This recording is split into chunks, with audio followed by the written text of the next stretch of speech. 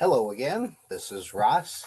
I'm one of the e-learning instructional designers that work with the business ops team and the L&D um, learning and development side of the business operations unit.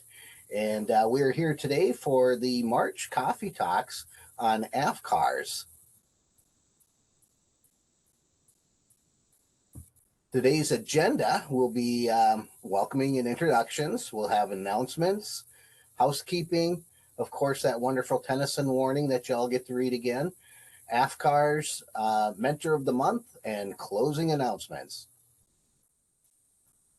The important announcement this month is that we have a new SSIS help desk person with our business operations team. So I'm going to let Cassie introduce herself. Come on in, Cassie. Good morning, everybody. My name is Cassie. I was a mentor with Freeborn County for a little over 6 years, and I'm happy to be starting at Tier 1, and I'm learning a lot of new things and can't wait to help you guys. Thanks, Cassie. Welcome aboard. For our housekeeping, as usual, our attendees have been muted upon entry. To speak, please raise your hand using the reaction emoji at the bottom of your screen, and you'll be unmuted by the panelists. Questions can also be submitted using the chat feature, which will be monitored by our SSIS Business Ops staff. Closed captioning can be enabled using the CC button located on the bottom left of your screen. And this session is being recorded and will be posted along with the copy of the PowerPoint on the Minnesota Child Welfare Training Academy website in approximately 7 to 10 days. Here's that Tennyson warning that you all get to take a couple of minutes here to read, and then we'll get started.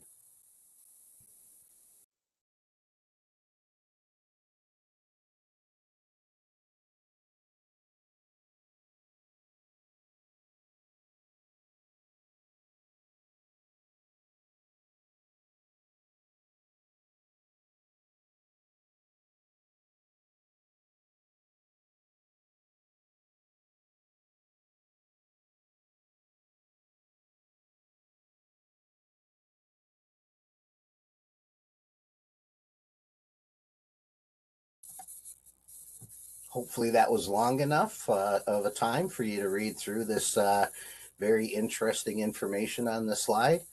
We'll move on, and unless there's any objection, we're going to get started with the AFCARS Coffee Talk. Ready, set, go. All right. Thanks so much, Ross. Good morning, everybody. I'm Cynthia Shapolsky, and I'm the SSIS Business Operations Supervisor here at DHS. And I'm going to be kicking off our conversation on AFCARS. And throughout this, if you have questions, please go ahead and ask. There are some really excellent resources that we'll be sharing out with folks. The feds have actually done a pretty darn good job of having extensive documentation on all of this, and we're also working on having comparable Minnesota comprehensive information for folks as we kind of wrap up implementation of AFCARS. So we thought it would be a really good time to kind of revisit with a lot of new folks around the state on AFCARS, what it is, what the purpose is, how it looks in what the requirements are, and how it kind of looks and functions in SSIS. All right, so to get started, so AFCARS is a adoption and foster care analysis and reporting system. And really this is came about in the early 90s when there was a need for a want for data. The first AFCARS here, yeah, perfect, thank you. Nope, go back. Thanks. The first AFCARS was passed in 1993, and this was really because the feds wanted data.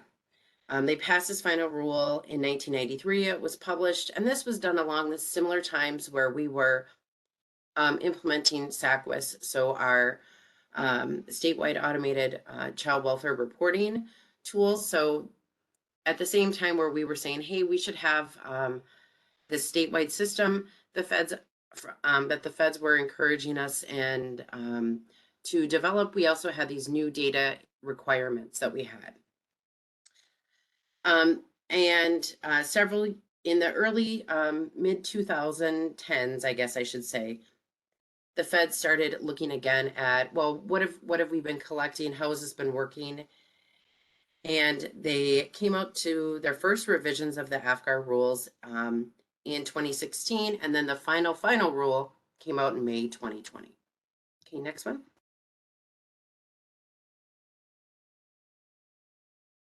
All right, so really there was no established data collection system for child welfare work, and the feds really saw a need to have reliable national data.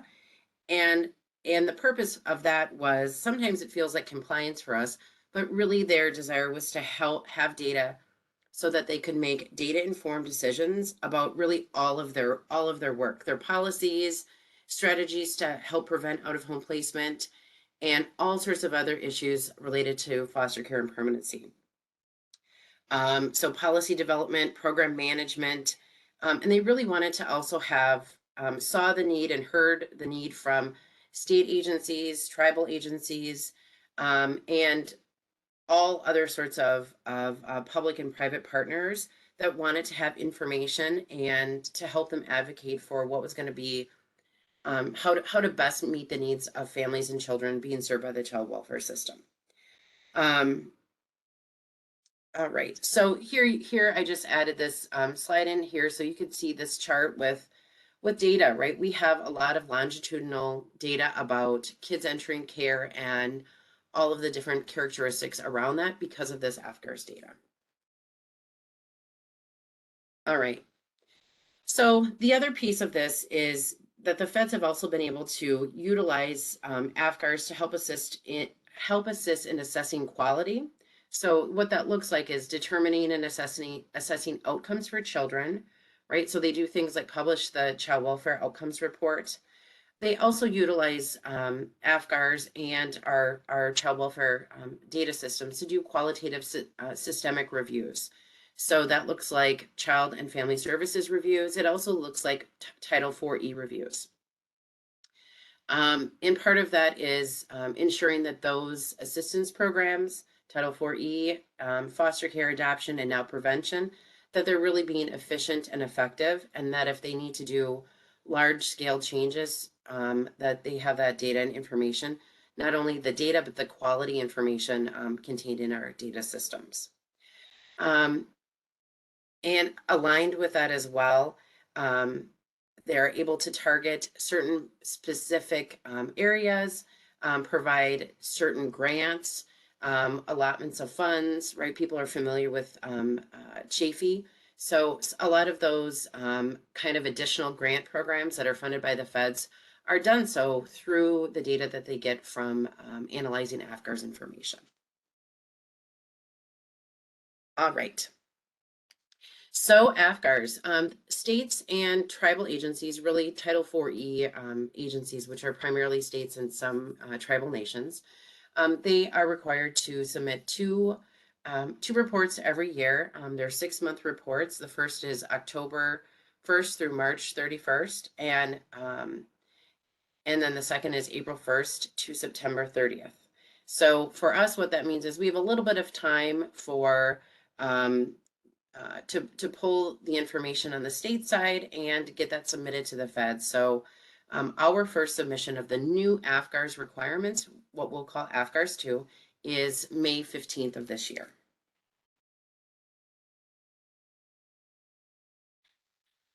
So how the data reporting requirements work are that we're required to submit data files to the feds electronically. They have a very prescriptive format, and they have a new secure federal data portal for AFCARS 2.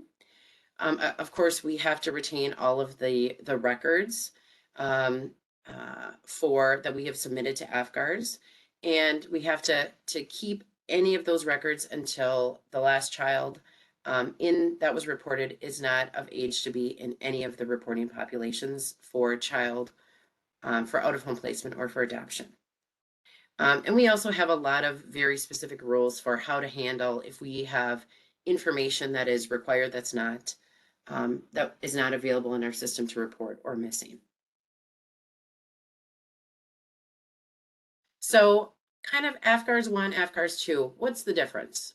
From a mile high perspective, the original AFCARS requirements from 1993, there were 103 total elements. For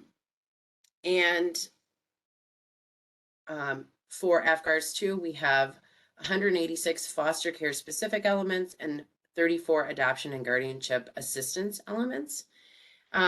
So that's 220 total elements. Many of these are not new. Some have changed from being previously in an adoption element, now are foster care elements. Some have slightly different definitions. And I think as we have approached this, what we have tried to do is really try to do the minimum necessary impact for people who are having to do this work. If there's ways that we can derive information for reporting requirements to meet AFCARS 2 from what we have existing, that's what we've done. And we've really tried to keep that at the front of what we're thinking about in ensuring that we're meeting the federal requirements, but also not creating more of a burden.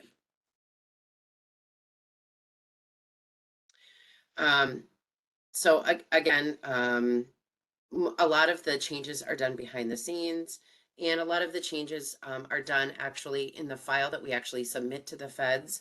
We're able to map our information into the format that the feds require. And as I kind of alluded to, we have two AFCARS reporting populations. The first one is our out-of-home care reporting population. And this is by far the largest amount of data that we're sending is on our kiddos in care. So these are kids in foster care in Minnesota or in our American Indian Initiative tribes. Anyone who's in foster care has gotten a foster care payment. Anyone who regardless of kind of what their status is, whether they're in a foster home or they've run away, those kinds of things. And so that is our first general population. And the second one is children who have whose adoption or guardianship. So whenever you see guardianship, that's Minnesota calls it kinship. Whenever that was finalized during the reporting period, that 6-month reporting period, those children will be in the title or the adoption and guardianship population. All right, so we're gonna fly through these elements. I know these are we just want folks to be aware of the different sections. The first section is the general information for our out-of-home care or out-of-home placement file. And those are just 4 general elements. They haven't changed. Agency, the date that we're reporting it, the local agency, so Hennepin County, for example, and then an encrypted number for the child, so the information is secure. And then the largest information is in the out-of-home placement file is child information section. Has a lot of elements that are really related to what we would say is their basic demographics and then kind of other demographics about the child. So everything from ICWA health conditions and to siblings. So we'll go through these, each of these sections quite quickly. The first section is our demographics, right? General demographics. And then we have our new ICWA related information. You can see that those are all bolded, and that's done just so that folks are aware to indicate that these are new elements required for AFCARS 2. And so folks will be very familiar with all of these already. As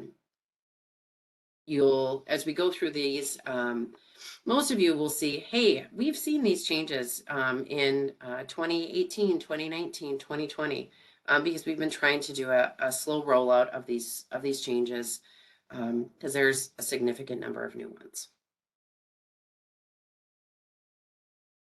All right, so here, first we wanted to highlight the ICWA tribal membership.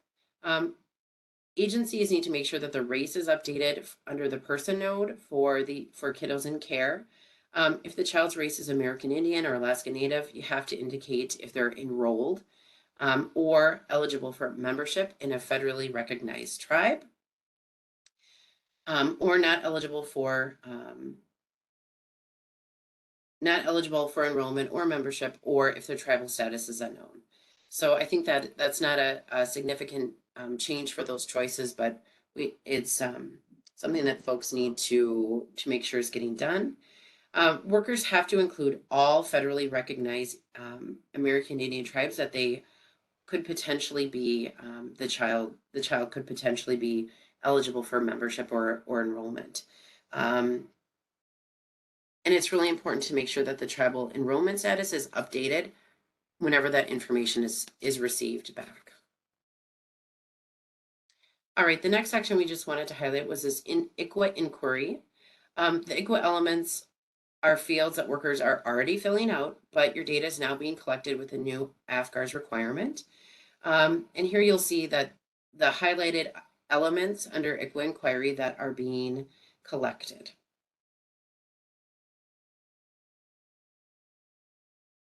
ICWA notice, again, the ICWA elements, these are already being filled out. And this is where this ICWA notice date, is being pulled and reported on for AFCARS.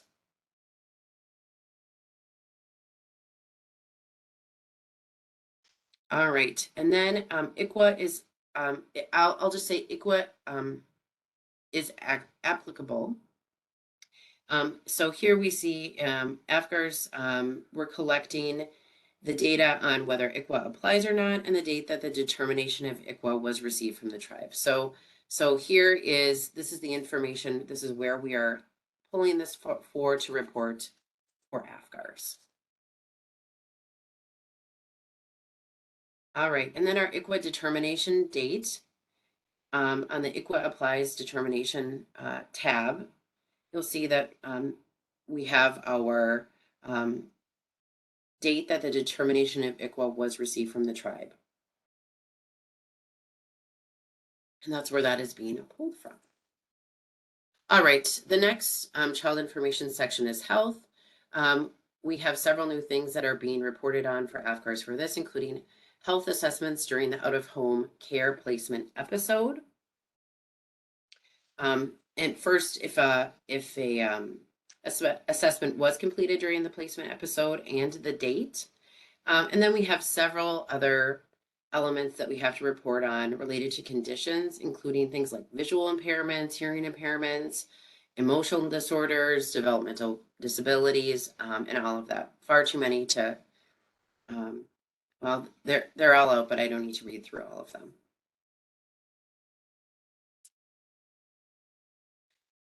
All right, so here we wanted to highlight where we're sending in our information on whether the child had a health assessment during their current out-of-home placement episode. So this assessment could include an initial health screen or any follow-up health screening.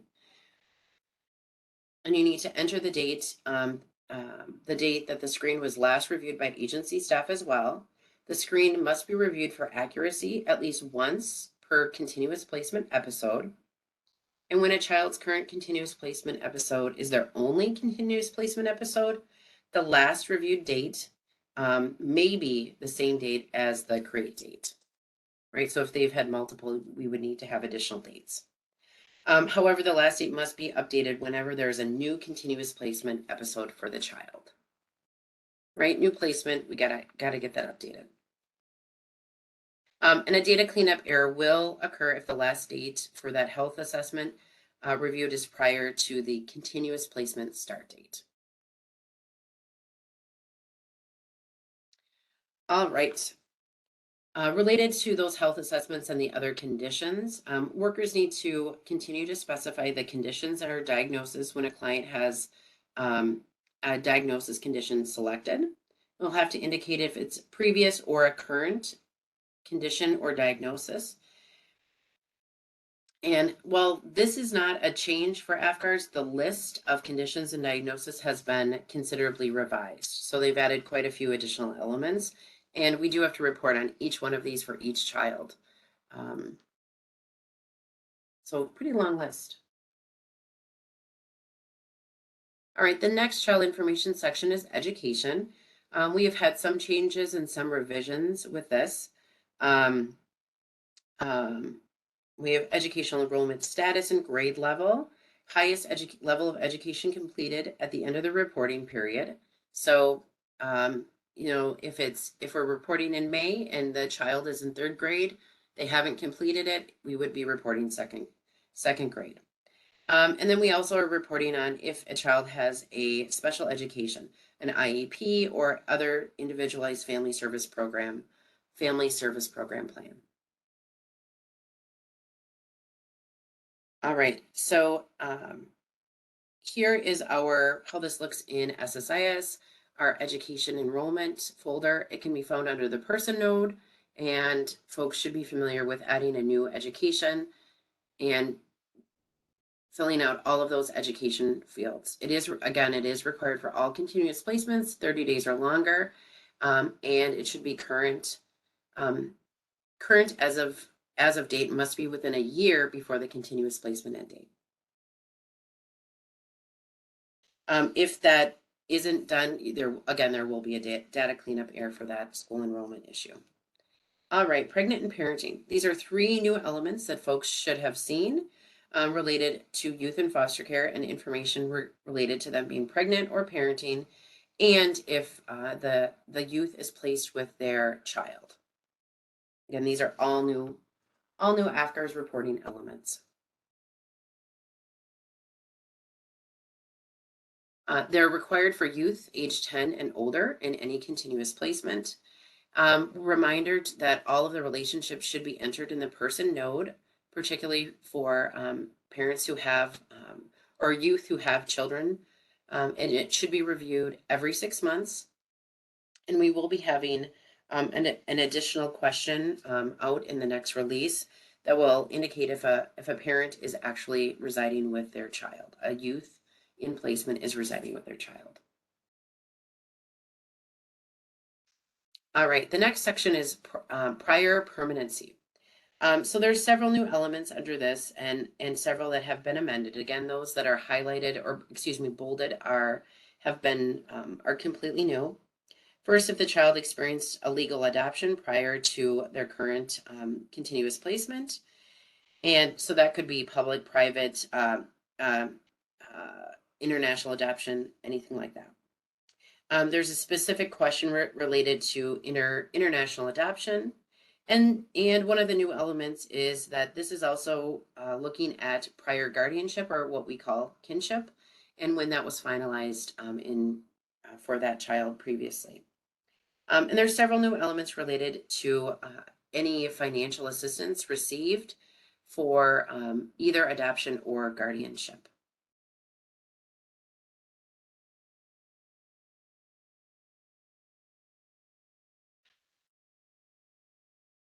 All right. So the removal and adoption history screen in the permanency node has been updated to include transfer of permanent legal physical custody, or a TPLPC.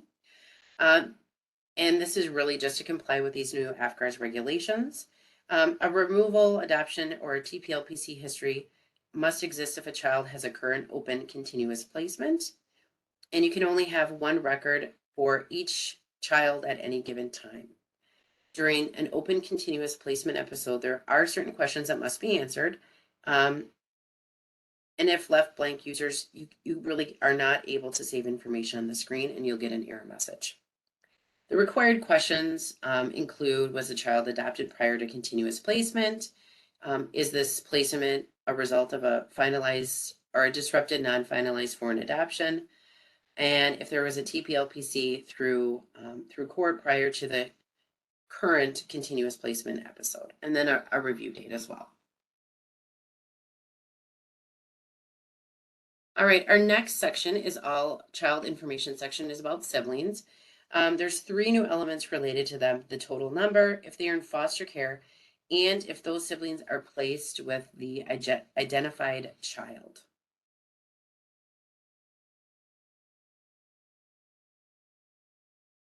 All right, the next section is our parent legal guardian section.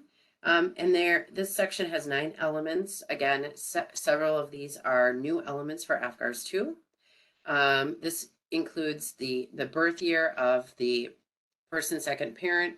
The feds have done a lot of revising. I'll just mention for previously, a lot of their language was mother, father, adoptive mother, adoptive father, and the language that they're moving to is really parent legal guardian, or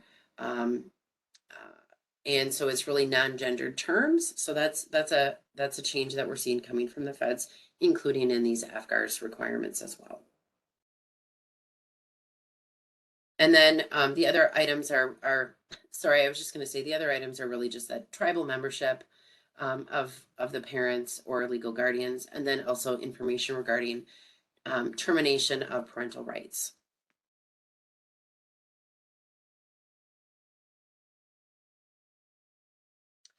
All right, the next section is removal information. And this is really all information on the child's out of home care episode, so their continuous placement episode. We have to report information about each child's removal episodes instead of information on only the current removal episode, as with our previous requirements. And this includes removal dates, the date that of the removal entry, when that date was entered into SSIS. This is an unchangeable date. And we want to highlight this, and you'll hear us highlight this a couple times this morning, but any removal entered 30 or more days after the child has been removed is going to be considered untimely in our AFCARS reporting. And that we highlight this because any of these untimely entries of removal information are subject to a what the feds call a tardy transaction compliance error. And then, of course, the environment of the child's at removal, if they were residing at home or if they were in a facility or other kind of location when they were entered care. And we have 33 elements related to the child and family circumstances at the time of removal. Many of these are the same requirements from that we have been used to for many years. Some have slightly different wording or definitions. And there's also many new conditions, and some are very granular, and many are related to very specific nationwide issues that really are because of, or I should say, in response to data that they have received from states and feedback. And one of those specifically is additional information regarding child sex trafficking.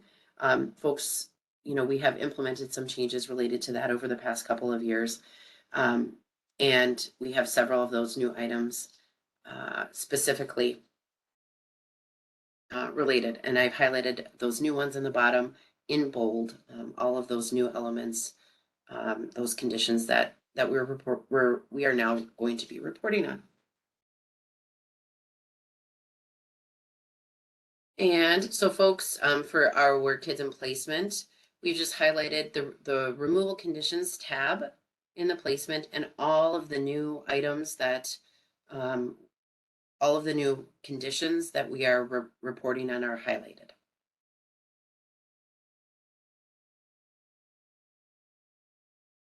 All right. This section, living arrangement and provider, is information on the child's placement and the foster care placement provider. We're now reporting on every living arrangement, including every time the child ran away. So this is also a change. And it means that we are reporting multiple responses for a lot of the elements in this section. That's something that, on the state side, obviously, as we're submitting that, we're pulling that information. But it's important that it's all accurate when we're reporting that out. All right, so just to briefly go over the living arrangement sections. This section contains 34 elements and really is information around kind of, where the child is at in their out of home placement episode during each placement, location or absence, what the foster family setting is. Are they in a family setting? Are they in a relative or kin setting? Or they are in another type of living arrangement, like a qualified residential treatment program or QRTP, and where that is located.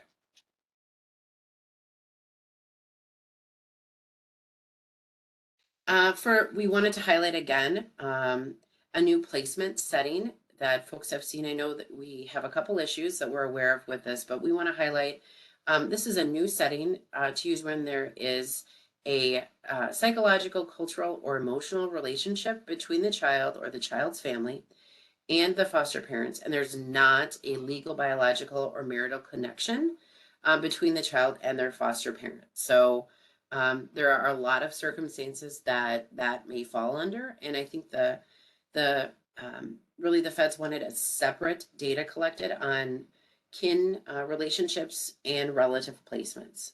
So they're asking for us to have this so we can really delineate. Sometimes we know that there's a strong kin relationship, but in the past it was a little bit not as clear on the differences. So we have this new placement setting that has been added.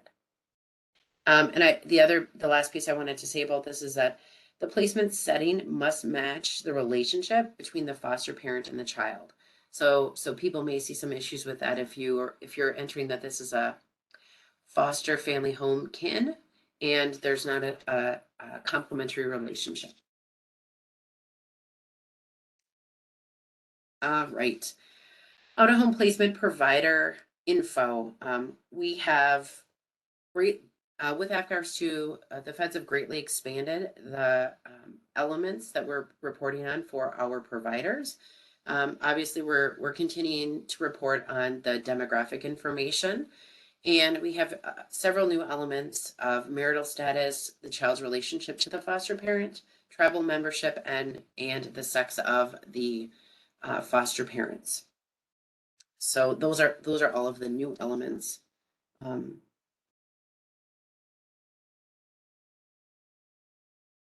All right, out of home placement. The next section is our permanency planning section. And this includes information on the child's plans for permanency for that particular out of home care episode. The elements in this include the dates when the permanency plan was established, what each permanency plan was, when the plan was reviewed, when a permanency hearing was held, so that's a new element, the dates and locations of each caseworker visit as well. So that's quite a large change. Obviously, we've been collecting that information for forever, and now that's something that we will be reporting as well. I just want to note for the permanency plan, we often will have concurrent permanency planning, and so the feds, while they note that that's happening, for this section we report only in the primary permanency plan. Every time that is, so whenever that primary plan is changed, that's going to be reported. All right. And here is our last section for out of home placement is our general exit information. A lot of this information was in our adoption and file previously. So this is really what it says it is, information on the child's exit from out of home placement care from their episode. It includes date when the child exited their continuous placement, the date that was entered into SSIS. And similarly, we wanted to highlight this because of that date for the entry of exit from care. The date that it's entered into SSIS is an unchangeable date. Those exits need to be entered within 30 days, or again, similar to the entry into care in SSIS. If they are entered after 30 days, they are considered untimely by the feds through AFCARS reporting, and again, will be subject to what they call tardy transaction compliance errors. And then, of course, we have our discharge reason and if the child was transferred to another agency, such as, maybe, Wisconsin or the Cherokee Nation or something like that. A different 4-H agency now has responsibility for a child. That doesn't happen much, and when it does, we will be reporting on that as well. All right, so here again, highlighting this entry of start and end dates, discharge dates, they have to be done within 30 days. And just wanted to highlight these sections where this information is pulled from, so folks are aware of that. This is, I think, a pretty significant change, which is why we're kind of bringing it up so often, because previously we were allowed 60 days, and that's been cut in half.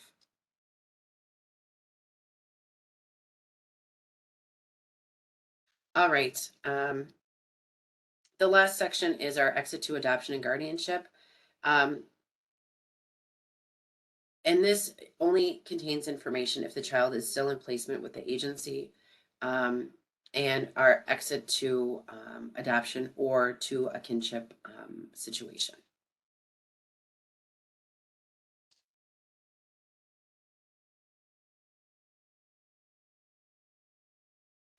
So for this, we really just wanted to highlight our tribal membership for parents, foster parents, and adoptive parents. Workers need to make sure that the name and race folder is up to date and ensure that the tribe and enrollment status is accurate for all of these participants, and make sure to update the enrollment status when new information is received for the parent, foster parent, or adoptive parents.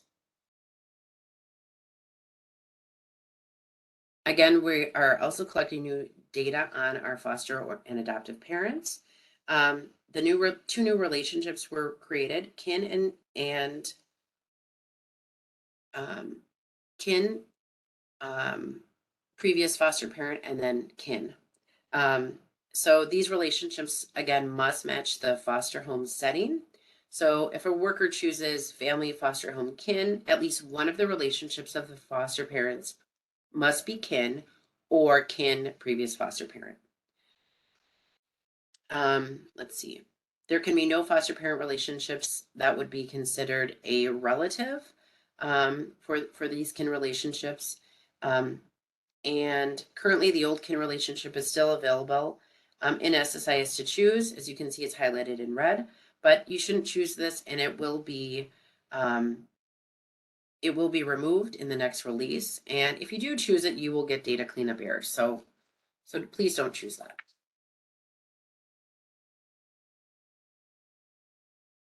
All right. Additionally, data collected on foster parents is marital status and the location of a child's living arrangement and jurisdiction where the child is living. So when a child is placed in a foster home, the information is collected from the physical location of the providers in the business organization. So it's really important to ensure that the physical location of a family foster home is always up to date.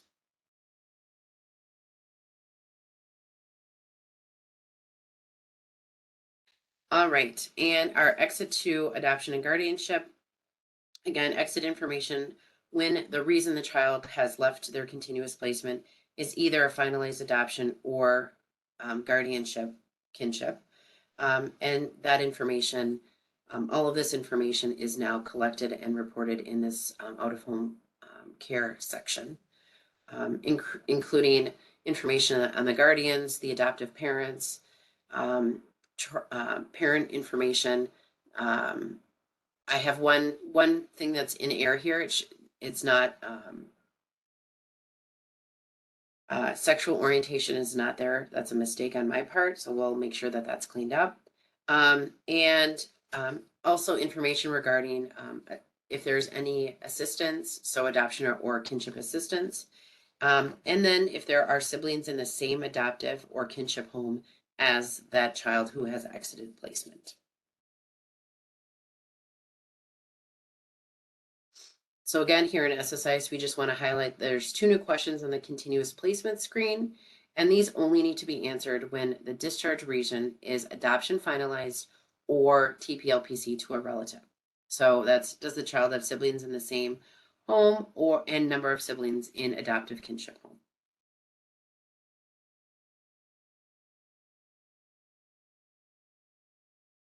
All right, the second file format that we have, again, the second population is adoption and guardianship.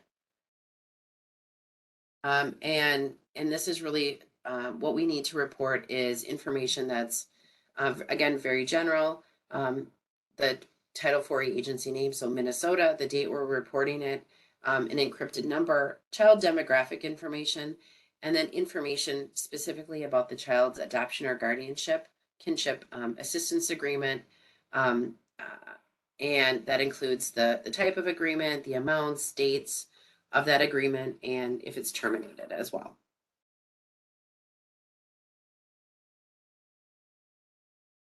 So we've flown through that. We probably should take a minute if there's any questions or comments or anything that people want to address before we pass the baton to Marsha. This is Molly. I don't see any questions in the chat just yet.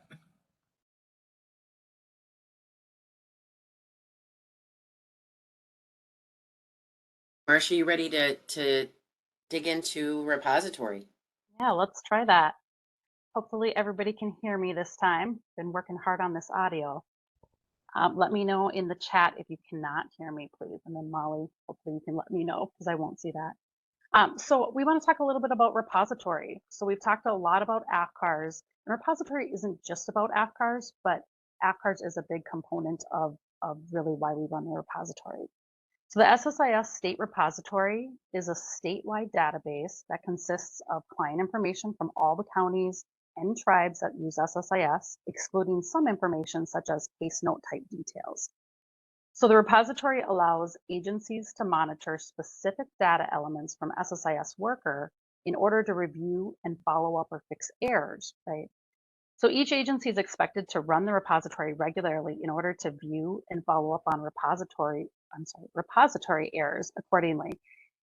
Agency repository data is uploaded to the state repository nightly. This used to involve individual agencies needing to complete a monthly upload to the state repository each month. However, with centralization, that's no longer necessary. So some of you might remember that. The data at the state repository is then used for this federal and state required reporting, including AFCARS. So several reporting requirements are met by using the information from the state repository. Some of the reports that the repository is using to track various SSIS elements include AFCARS, but also NCAN, so the National Child Abuse and Neglect Data System, ESEA, Elementary and Secondary Education Act, Title I School Reporting, MIFPA. I think there's one element regarding MIFPA right now in the repository, as well as the CSR, the Client Summary Report. So if you have the Administer County Repository function added to your role, that's when you're going to see the SSIS repository, just like it shows here on the screen. So you have SSIS Worker open, and then under Tools, the drop down will show you the SSIS repository.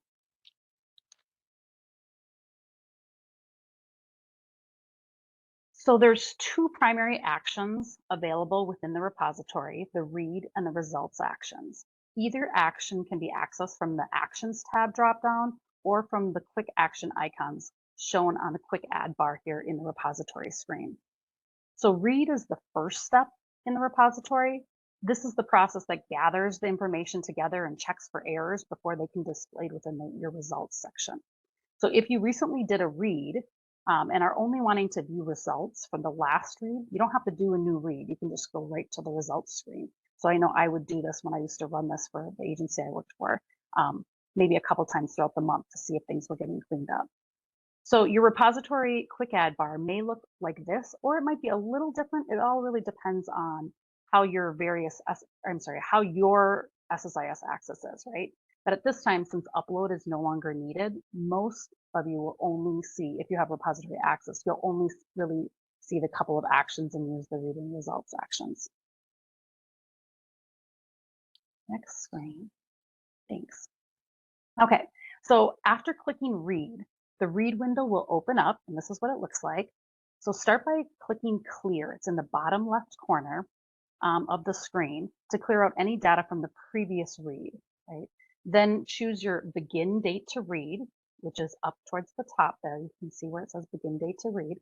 And this is going to default to the last date that the agency's last upload to the state repository occurred, which, now remember, that might be a couple of years ago. So you want to make sure that you're updating that. So if you're consistent about running and following up on errors each month from the repository, as you should be, I would recommend changing the begin date to read to the last date that you did a read in your repository. So what you're trying to do is avoid date gaps between reads to ensure that there's no gaps in the errors that you're following up on, right? So you're not skipping anything.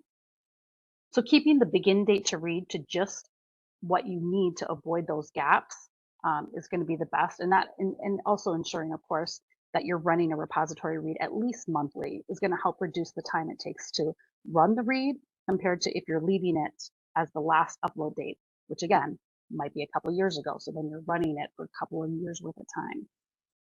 So the trickle mode option can be checked or unchecked. So again, you see that right towards the top underneath the begin date to read.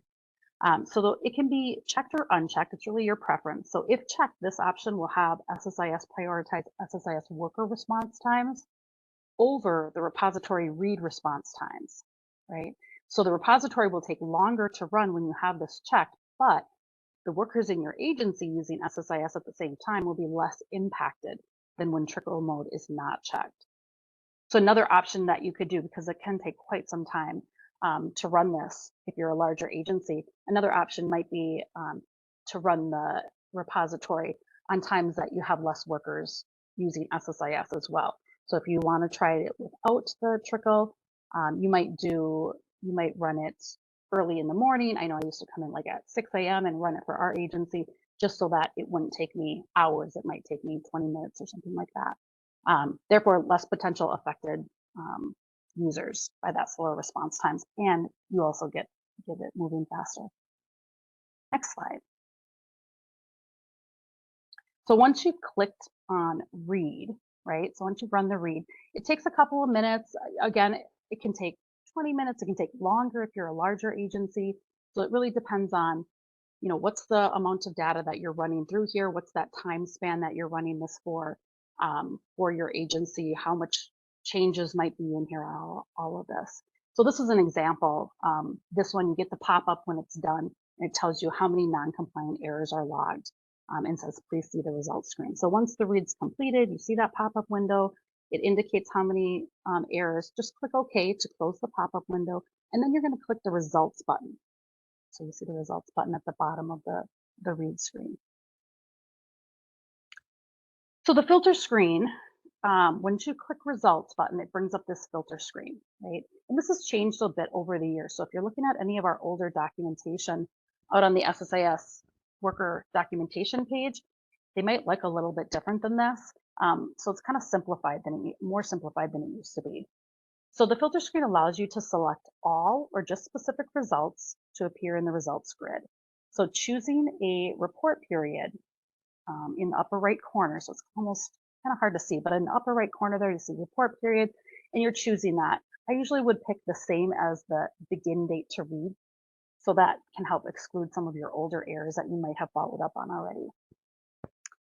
In the filter section, you can choose to only look at AFCARS specific errors, include all errors, or use the none option if you want to uncheck all and then just individually check only like a few specific errors. Perhaps you have like a support staff who's responsible for a specific error and you just want to run it for that one error. that's another option there. Similarly, you can include all primary workers or use none option if you want to run this for only one or more specific workers from the list, right? So you would choose none and then check the few workers that you want to run the errors for. If a worker is not appearing on this list, sometimes I'll get a call about that, wondering why a worker is not on the list. The list isn't showing you all the workers at your agency. It's showing you all the workers that have currently one of these errors, okay? So if you're working with a larger agency with more error types, workers and possibly workers with specializations that would fix some of the specific errors, you might prefer to run the report for all errors and then all primary workers as well. And then using the grid options might sort or group or filter further from there.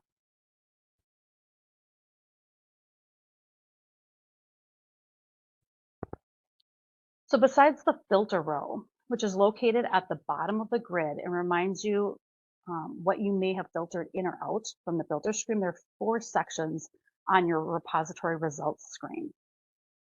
So the 4 sections are the history, which is the very top left-hand corner grid. So these are all separate grids. The history grid is in the top left-hand corner of the screen, and this section shows the history of your agency's repository use. So showing the dates when you've run it, so it'll say a read, when you've cleared it, read it, validated, and older upload dates as well are going to show up here. To the right of this is the breakdown of the results of your most recent read. So this is going to include the total numbers of errors prior to any filtering that you might have done already that's occurred, and includes a breakdown of the error counts by error type. So this area can be especially helpful in determining if there may be a need for some general education, reminders, refreshers needed at your agency pertaining to specific error types. So if you're seeing a lot of errors in one area, those are some things, okay, well, what can we do to follow up and keep these from occurring as much? If you see your agency has more errors than expected, oh, I just said that. So in the third section, the results grid is the main area on the screen, so shown here in the middle. And then the fourth is the error description section towards the bottom. It has slider bars so you can minimize that so it takes up a little less space from the grid section, but it can also be used to view the error description if you click on a specific error row within the grid results. All right, and I see a couple of items in the chat, so I'm going to just hold on a second here. I see from Renee, it says, so do the repository, okay, so I do the repository every month and I always have trouble getting the out-of-home placement plan updated by a few of our workers. Is there any consequences, et cetera, for not getting these up to date? I'm going to actually cover that in a few slides there, Renee, so I'm going to hold off on that one. That's a really good question. We'll talk about that. And then I also see from Teresa, will the error types be updated to include all that you are showing, as our list is about half of the size? So Teresa, that's a good question, and I should have noted earlier. So what you're going to see, and I wonder, Ross, can you go back 2 slides there? I want to look at the filter again. Right there, actually, perfect. So this is the screen that we were talking about, and I should have noted here. So you may not always see all of these. It doesn't mean that things aren't updated. It means that you don't have those errors showing up currently, right? So every month you're going to see slightly different errors on this filter screen. So this is just, these are the errors currently that your agency has one or more of for whatever time span that you're running it for. So it is up to date. If you're seeing half of that, great. You want to even see less. So what I have here is I tried to get an agency that was pretty big and has at least one or more of quite a few of them. So this isn't like the all extensive list, okay? You may see a few others, but yeah, that's a really good question. A lot of you might see quite a few less in here, and that's really good news. All right, so we're gonna move back on. Thanks, Ross. Can you go forward 2 slides? Perfect. All right. So like other SSIS grids, so this is the results grid. I'm back to the results grid. So like other SSIS grids, you're going to find, you'll often find that the column chooser, so it's shown here. So remember, it's to the left of your headers, like every grid in SSIS, includes column options that might be more useful than just the default options, right? So I always just like to encourage you to click on that. A good rule of thumb, if you want people to take action on fixing their errors, you're going to make it as easy as possible, right? You're going to give them as much information without extra things that they may not need, right, in there. So those are things that I always try to look at. And what I put in here, what I'm showing in my little column chooser grid is all the boxes that I generally check. Doesn't mean that that's what you're going to choose. This is just the ones that I feel were the most helpful when I was working with workers and sending this out in my agency. So I also pulled out things. So some of the default things, if they were like duplicates. So for example, let's see. So shown in the grid and column chooser examples above is the example of the specific columns I choose. So I started by excluding anything not needed for columns. So example, client name is already listed along with the client SSIS person number within the client column. So really, I didn't need both of those items. I didn't need separate columns for those two things since the person number was already included in the name. So I just would pull out the person number column entirely. So getting rid of some of those extra things makes it just a little less overwhelming, right, when you're sending that out to people. So that's just one example. And then I also added in things like the error description column. I find like that's one of the most important ones to add in. So I would always add that column in and have my things sorted something like this. So that's just one example. Remember, like all grids in SSIS, I already mentioned, right-clicking on any of the grid headers is going to bring up grid options and include options to do things like group by, filters, sort options, export options. So again, like all grids, and I think last year around this time, I had done a grid coffee talk specific to grids. We also have some really good grid documentation out there on the SSIS worker documentation page. If you're not real savvy with manipulating those grids, there's a lot you can do right here within the grid to make it work for you. So that's kind of just a little bit what I want to talk about on there. I also wanted to note, although I don't have it included on here, you'll see highlighted in my grid options, or I'm sorry, my column chooser box there, is that report element column. Sometimes we get calls in to the help desk that come over to me asking about, how do I know which one is related to which element, right? Which reporting element. And so there is this report element column available as well. And this can indicate if a particular element is relevant to some of the specific reports. So it might say AFCARS or AFCARS in that. If that's important to you, certainly you can include that. I really chose not to because all of the items, I just figure all of the items are important. I didn't really want workers to say, well, that's not important to me. They're all important for something or other, right? There's all of these things are the required item, required reporting elements. So my choice was always to not include that, but I could look that up if somebody had a question about that. All right, we're going to go on to the next screen. So the repository exporting results grid. So this slide shows you how to export. You do not have to export. Again, this is going to be your preference, how you're doing this at your agency, how you're managing your repository and follow up. I like to show it because I think it's a helpful tool. A lot of times you can do a little bit more with Excel if you have a bigger agency with a lot of units and you want to split things up. So this just shows how to export. You can right click on the grid header, choose export grid, and then as long as your network drives have already been mapped in Horizon, choose the network location that you want to save your file to, and don't forget to change the save as type. I forget every time. So don't forget to change that save as type or you're going to come back and end up having to do this again because you want to save it as Microsoft Excel and that's not the default. So another reminder here is exporting the grid results, while it's not necessary, and I wanted to just make note of it because not only can you, export it to Excel and send it out and kind of use the Excel, a lot of people are a little bit more familiar with the sorting and filter options there, but you can also use Excel has a lot of other data analyzing tools. So if you want to add some pivot tables and charts, an example of something that I would do is I would save each of these each month. I would save my Excel spreadsheet that I exported to. And then like at the end of the year or the beginning of the next year, I could use the spreadsheets to put all together and look at trends. Where are the trends? What are we seeing for areas that we want to do some education at our agency for, that kind of thing. So you're able to use that data to bring back maybe to your administration, help you show how your efforts to ensure data integrity are helping or where you might need to do some extra work. So a lot you can do if you do choose to export. So not required, but a really good tool, I think. Next slide, please. Thanks.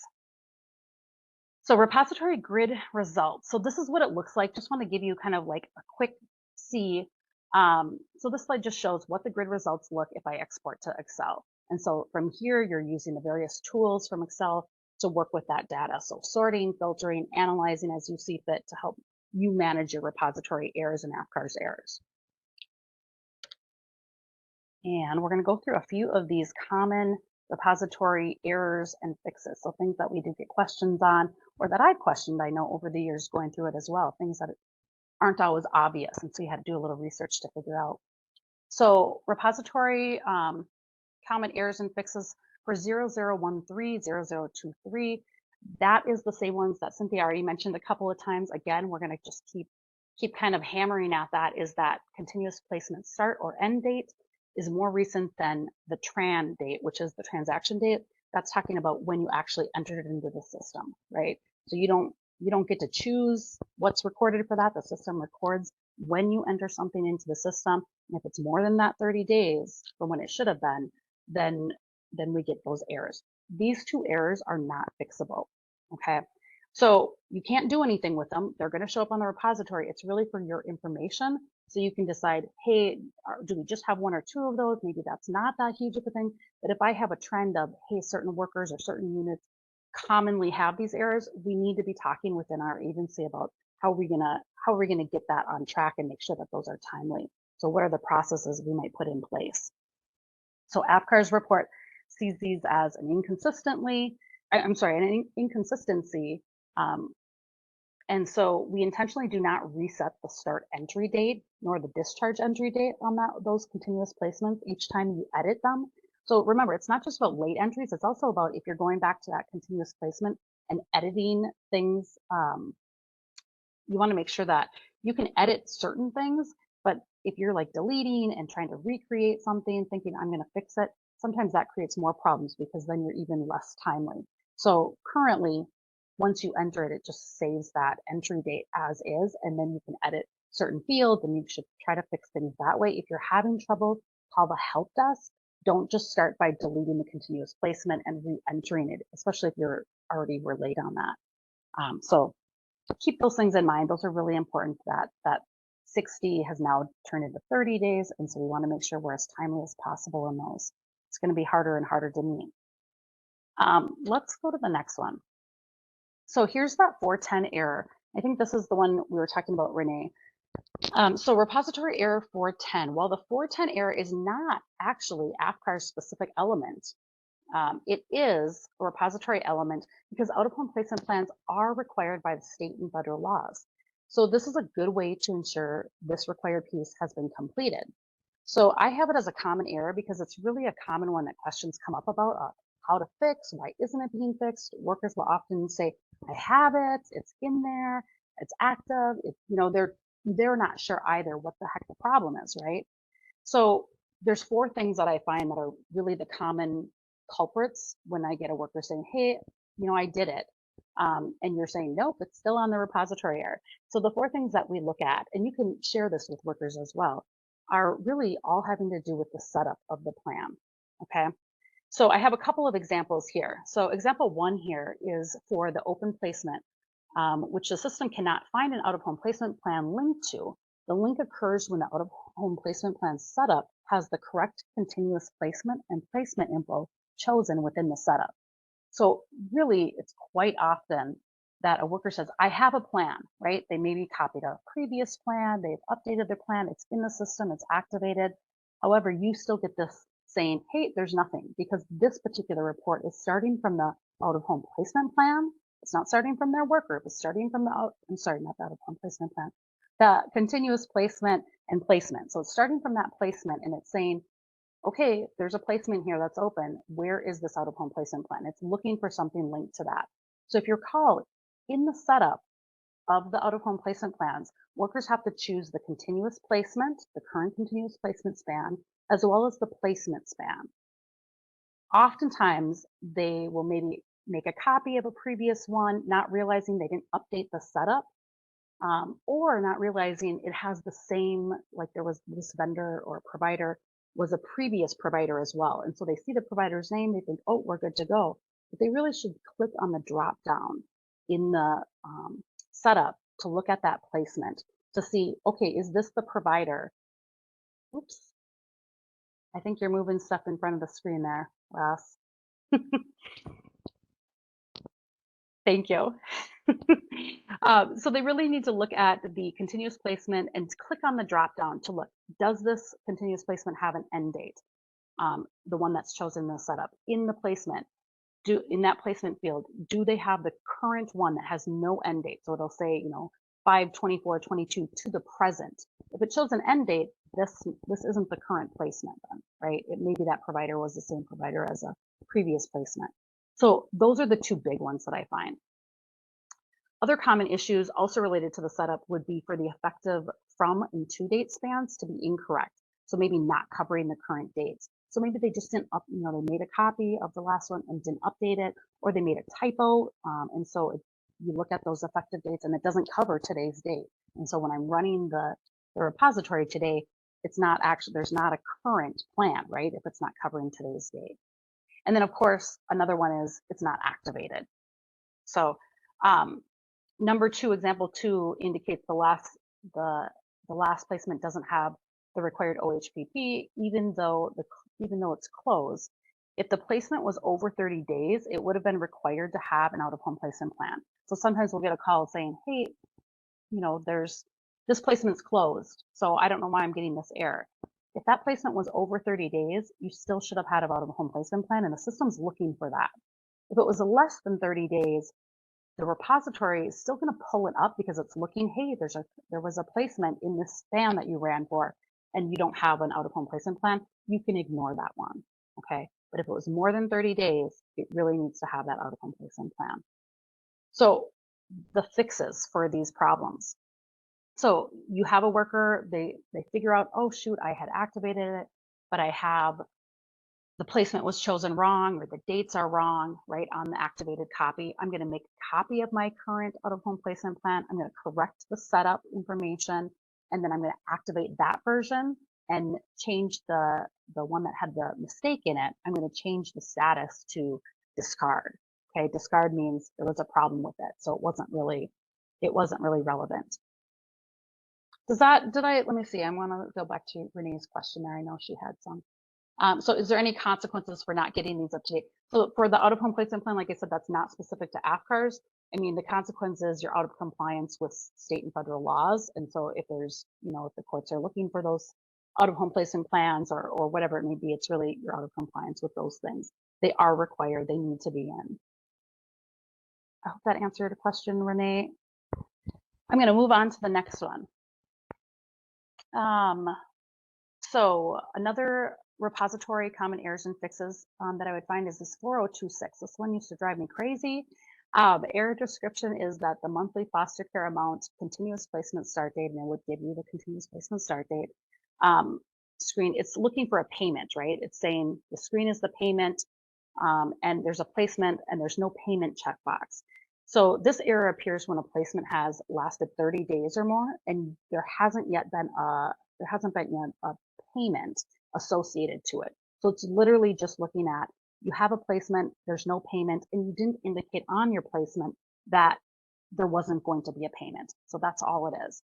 So don't spend a lot of time on these. Unless a child's getting this error for months on end, I might take a closer look at that to make sure, hey, should I have checked the check if no payment will be made to the provider box or not?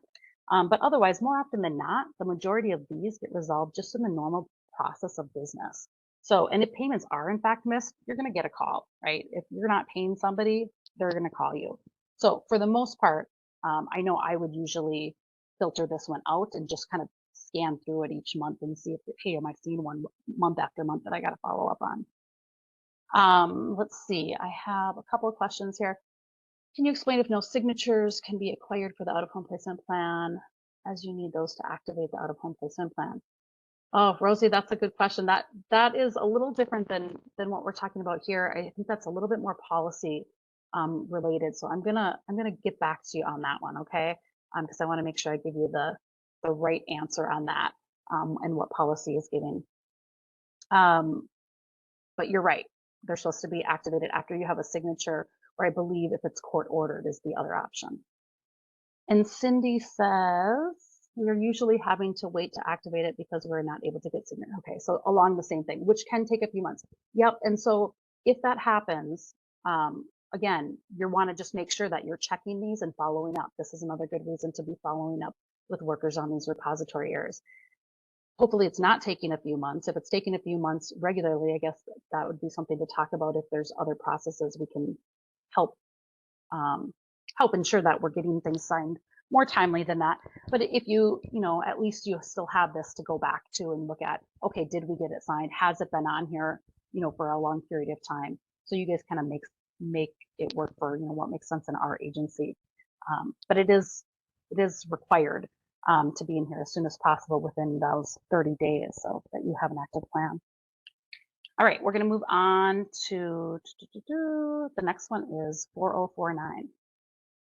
So error description on this one, 4049 comes up when the foster care daycare provider tab wasn't added to a provider BizOrg that was associated to a foster care placement, right? So be sure to add this tab and complete the relevant fields. So every agency does these a little differently. I'm finding, you know, some agencies, the worker enters this information and they enter the BizOrg stuff. Some agencies have, you know, one specific person who enters this type of information. So whatever your process is, you just got to make sure that these are getting entered and that you're following up with whomever's responsible for entering these. So again, these ones are going to be, you know, you don't want to forget to create that foster care daycare provider tab, and then you're completing the appropriate fields. So that foster family setting, school district, family structure, those are big ones. You want to make sure that are being completed. Pretty simple. And then the next one we have is 4060. You want to move on to that one, thanks. So this one, error description, child in continuous placement must be cleared to Swindex. Screen that they're looking for is the clearing log. So whoever's doing your clearing, this is for them, right? So this error does not correlate directly with an individual AFCARS error, but it does cause problems with tracking the child over time if they're not cleared. So it does show up even when filtering for just AFCARS related errors. So if you don't have them cleared, we're going to have trouble when we're trying to pull our data for AFCARS. So it comes up whenever the child has yet to be cleared or they become uncleared, right? So remember that can happen when the child's legal name, date of birth, social security number, and I believe in gender. If any of those things are edited on the child in SSIS, they're going to be uncleared. And they're going to come back through your clearing log and need to be re-cleared. So this is just kind of making sure that you're catching those. And let's see. Let's see if I got all the questions. Nope, I think I got those ones. So the next slide I have is just, you know, I threw in a couple repository helpful resources. So these are real specific to repository and AFCARS together. So these are what I use. They are definitely out of date. We are working really hard to get some of these updated. So you're going to see some stuff in there that's out of date. At the same time, I've asked our partners not to take these down off of the SSIS worker documentation page or other places that they're located quite yet until we have something to replace them, because I find that there really is a lot of good information in here, especially when you're talking about like the SSIS repository cross-reference, kind of telling you how do you fix it, where do you fix it, what's it for, those kinds of things. The repository tips and fixing AFCARS errors, I also find is really helpful. So these are just kind of my go-to things. These are still the same things that I use now. When you guys send in questions about why is this not going away or that kind of thing, I usually start with these documents when I'm trying to problem solve those. So they're out there. Hopefully within the next few months, we get the updated version of those. And I think that's it for me. I think it's back to you, Ross.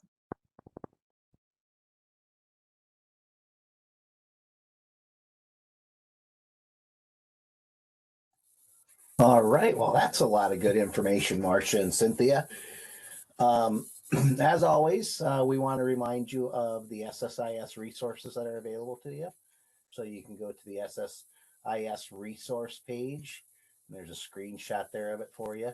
Look at the SSIS worker documentation as well as the SSIS fiscal documentation. to get more information.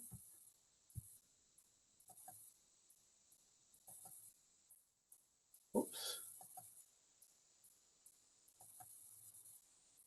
So the next coffee talk.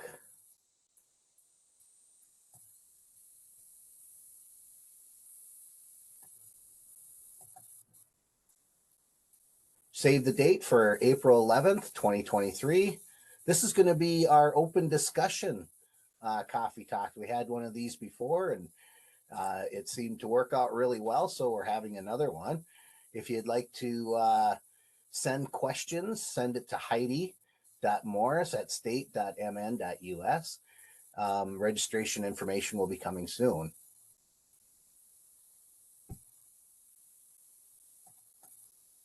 And then we have the Mentor of the Month.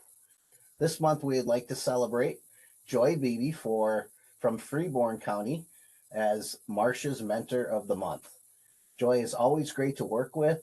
Her and her team at Freeborn have helped with multiple pilots. Their consistent help and willingness to step up when asked has been much appreciated.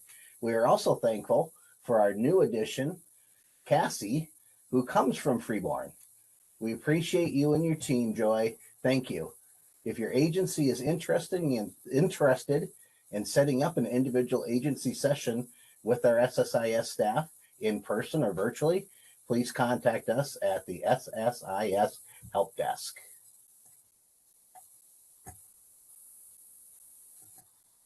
And that is it. Thank you, and I hope you enjoyed this edition of the Coffee Talks on AFCARS.